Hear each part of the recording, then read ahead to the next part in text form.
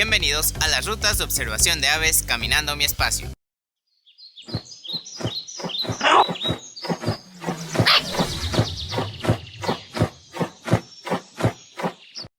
Este martes conoceremos sobre el turismo enfocado en aves. Así es, nuestros amigos de Colombia nos hablarán del aviturismo del Caribe colombiano. ¡Comenzamos! Hola, ¿qué tal amigos? Cordial saludo para todas las personas que se unen a esta transmisión del Festival Internacional de las Aves Migratorias de San Blas. Mi nombre es Fernando Castillo, yo vivo en Colombia y es un placer para mí participar de este importante evento que se realiza cada año en esta maravillosa localidad que tuve la oportunidad de conocer hace ya algunos años. Yo les voy a hablar de las aves migratorias y de las aves migratorias que pasan por nuestro país, por Colombia. Pero antes de eso quiero contarles algo de mi país para que ustedes conozcan un poquitico más y luego entramos en materia y vamos conversando acerca de las historias que nos unen, de las historias de las aves migratorias. Colombia es el país en el que vivimos y al que pertenecemos. Nuestro país se encuentra ubicado en América, uno de los continentes de nuestro planeta. Específicamente, Colombia se encuentra ubicado en Sudamérica.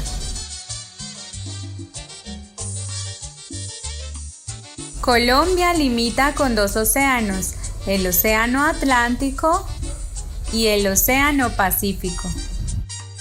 También limita con 5 países suramericanos que son Panamá, Venezuela, Brasil, Perú y Ecuador. Su capital es Bogotá y se encuentra ubicada en el centro del país. Nuestro país está dividido en 32 departamentos y las personas que nacimos aquí recibimos el nombre de colombianos. El idioma oficial de Colombia es el español y la moneda oficial es el peso colombiano.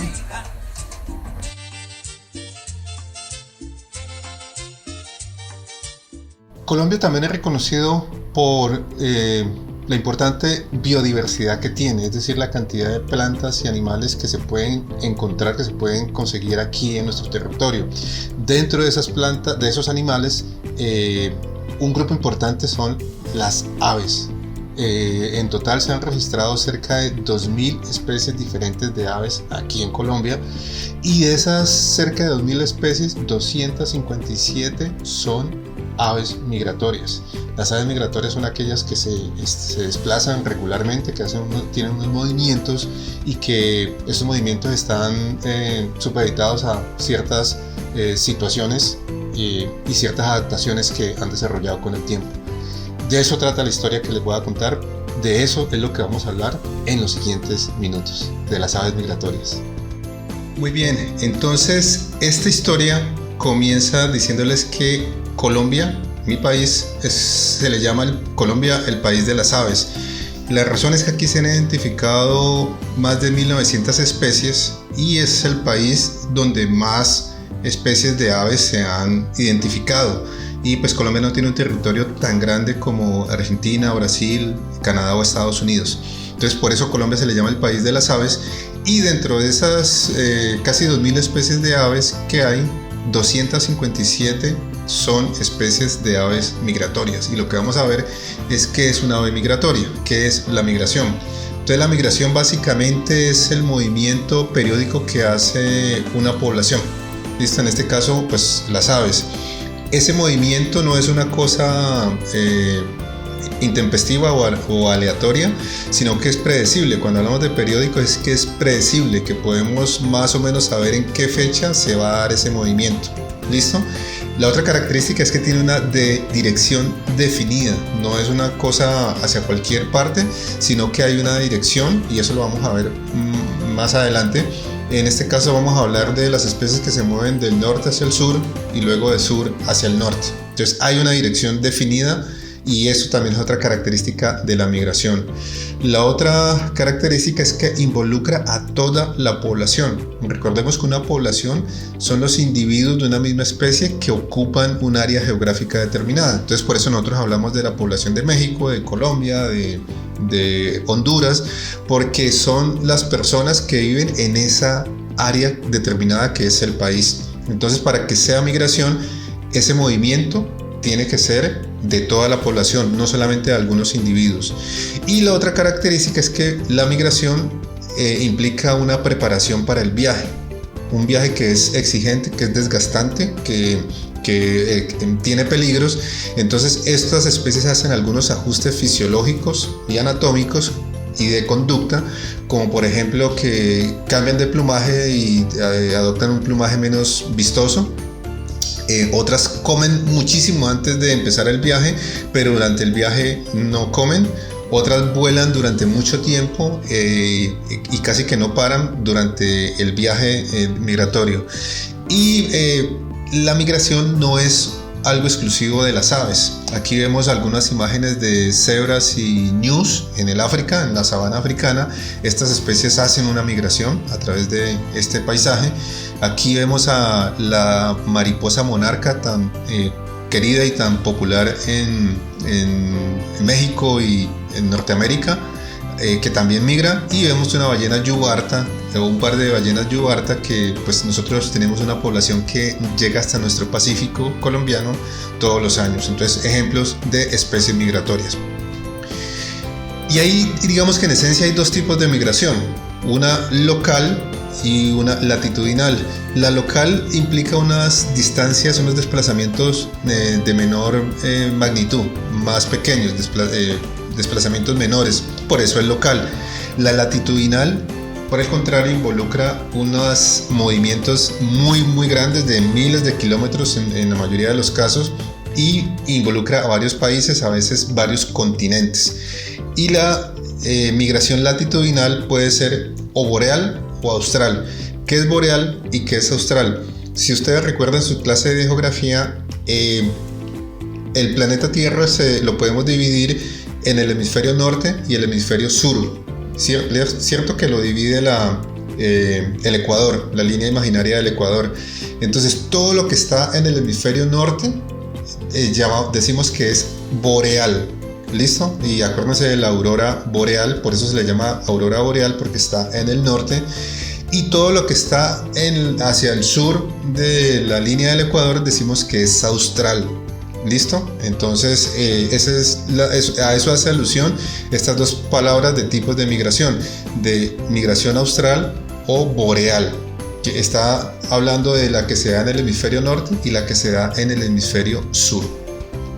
Esta imagen de National Geographic hace una representación de muchas de las especies migratorias que hay en nuestro continente. Por supuesto faltan muchísimas más, pero entonces allí vemos como la variedad de diferentes especies que migran. Entonces vemos playeros, vemos gansos, vemos patos, vemos playeritos, vemos aves marinas, rapaces. Entonces eso nos da una idea de lo diverso y lo diferente que son estas especies, pero todas ellas se han adaptado, tienen como respuesta para seguir subsistiendo, migrar, moverse en determinadas épocas del año a otros sitios para mantener la viabilidad de la población.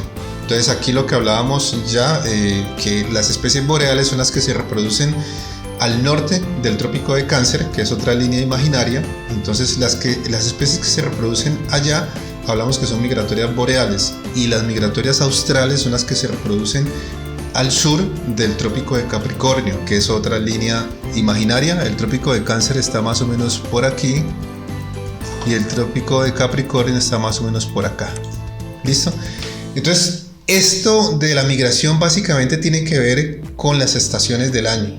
Y ustedes que viven en un país que tiene las 4 estaciones, pues saben perfectamente de qué estamos hablando.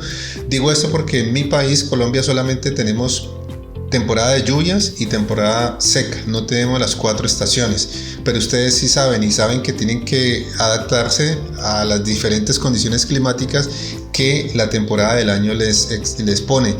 Las aves también. Entonces, en invierno ya se mueven no porque les dé frío, sino porque el ambiente se congela, disminuye la cantidad de recursos alimenticios, las presas, los insectos, la vegetación.